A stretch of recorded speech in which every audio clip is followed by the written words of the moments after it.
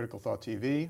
Stuart Mason Debrot, your host, and today we're speaking with Dr. Randal Koene, neuroengineer and neuroscientist, about substrate-independent minds, whole brain emulation, and mind uploading. And one of the questions I have, Randal, is in terms of the actual structure and function of the brain, what I've seen described as the connectome. I was going to ask you if you could explicate a little bit about the functional and structural components and important issues in substrate-independent minds having to do with the structural and functional connectomes. Right. Okay, this comes down to the crux of how do you capture the information that's inside, that is being processed inside the brain, or the processes, how they're taking place, and put them somewhere else. That's called a system identification problem. The idea is that you have an unknown piece of machinery, an unknown process that you could describe as a black box. You know that there's input going into it and there's output coming out of it, and you want to know what's going on inside. Now you can describe it either by taking the entire thing, like the entire brain, as a black box and just looking at its behavior and try to describe what's going on. If you do that, then you have a massively complicated system, and you'd have to run it through so many possible input combinations to get any idea of what's going on inside that that's not reasonable. That's why you try to break it up into smaller pieces. That's why you want to take a resolution that's much smaller. And so one that comes to mind, one that seems useful from our perspective, because we know how to measure things when it comes to neurons, is the neuron. So the neuronal level. You want to understand what's going on in each one of those. When you look at it as a system identification problem, once you put your black box around that neuron, and that's the element, then you want to describe the function that that is carrying out. You want to understand, you characterize this particular neuron, what sort of a function is it producing. And then, above that level, you want to understand how they all operate together. How do they interact to produce emergent function? And that's where the connectome comes in, because you simplify your emergent function problem by understanding which neuron is connected with which other neuron and how strongly. So you want to extract all that. If I take it correctly, then the whole brain emulation instantiation of substrate-independent minds in this capacity has to do with replicating at the most computationally efficient level of scale in terms of structure and the most reliable measure in terms of function in these two aspects of the connectome. Is that fair? When you use the word measure, that's really the most important part, because the hard problem of whole brain emulation right now is the data acquisition part. So it's how do you get at all this data from all those neurons. There are 86 billion neurons in the human brain. So you can get a lot about the structure by looking at it. So if you take electron microscope slices of the brain and you stack them all up, you can reproduce the spatial, you can reconstruct the spatial brain. You can get an idea of what's connected with what. But you also need to know what's going on in each one of those elements. That's how you make your system identification problem so easy that you can correct any of the parameters from that spatial model you've created and produce something that works. If you don't do it that way, it is too difficult. It's computationally intractable at the moment. So that would be analogous, if I'm understanding you, to looking at an integrated circuit and knowing what some of the behaviors are, some of the voltages, the current flows, without having to really worry about quantum tunneling, for example. Right, because sure, there are these transistors, they use quantum tunneling, but that's really not the crux of the matter. The point there is that you've got things that you define as 1 and 0, different voltages, 0 and 5 volt, for example, or 0 and 3 volt. And you just want to know at every moment, at every clock tick in that system, what are the zeros and what are the ones, and how are they connected? So how can they influence one another? That's what you want to know in an integrated circuit. In a brain, it's a similar system. What really affects everything is the spikes. It's these times when the neurons fire, spike timing. That's what the currency of the brain is really. That is what determines when memories get laid down. So if two neurons spike close together in time, then the connection between them gets strengthened. That's where you put a memory. Right. And the same thing in terms of controlling muscles. So when we control muscles, like when I'm speaking right now, I'm controlling the muscles because the neurons, the motor neurons, are spiking. The spikes of the neurons control the muscles, controls my interaction with the universe around me. So those two things, muscle control and laying down memory, that's why that's the important thing.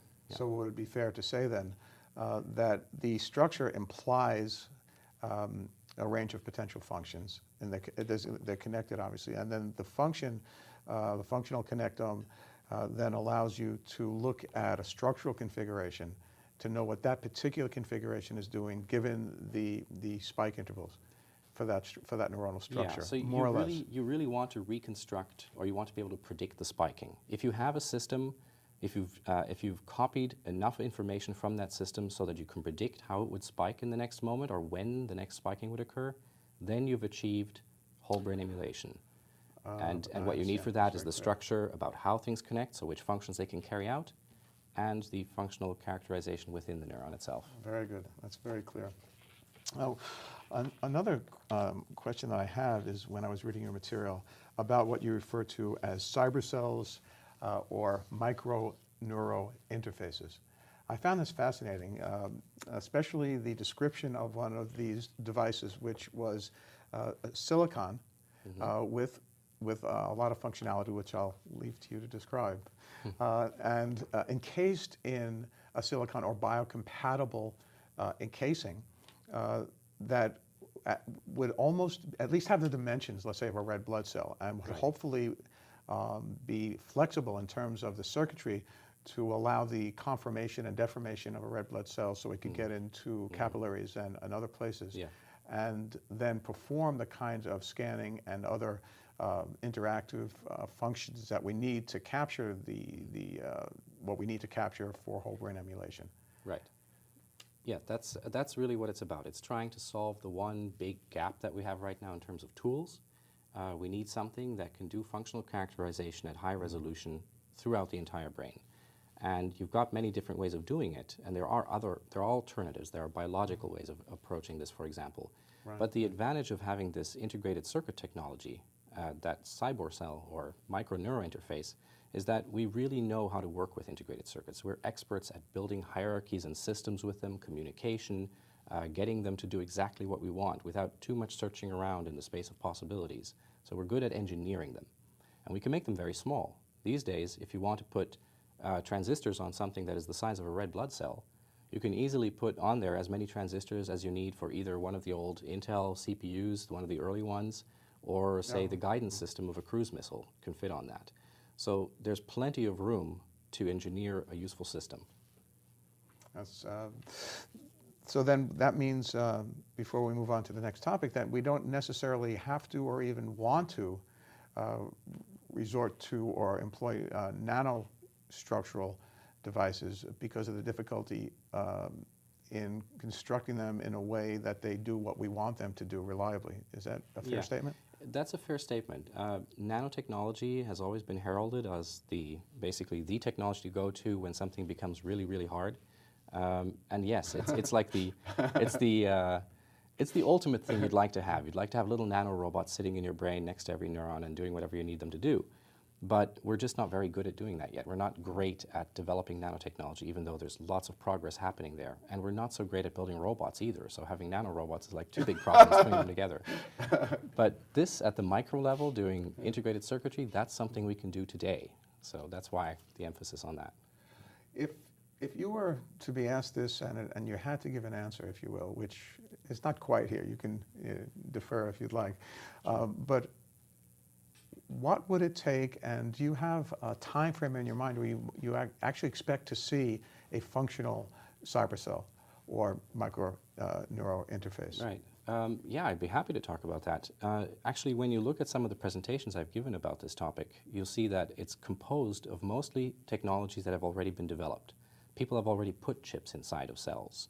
People have already built small systems that can run on infrared energy and things like that. So it's a matter of putting things together. To make a prototype that's maybe a little larger than you'd like to have it, and that can maybe not measure everything and is hard to localize where you want to put it, you could do that probably within a year. That's the first prototype experiment could be done that quickly. And then, say, 5 years to get to something that is really usable, where you'd have thousands maybe that you can put inside of a system and start measuring something really useful. It's basically brain-computer interface technology.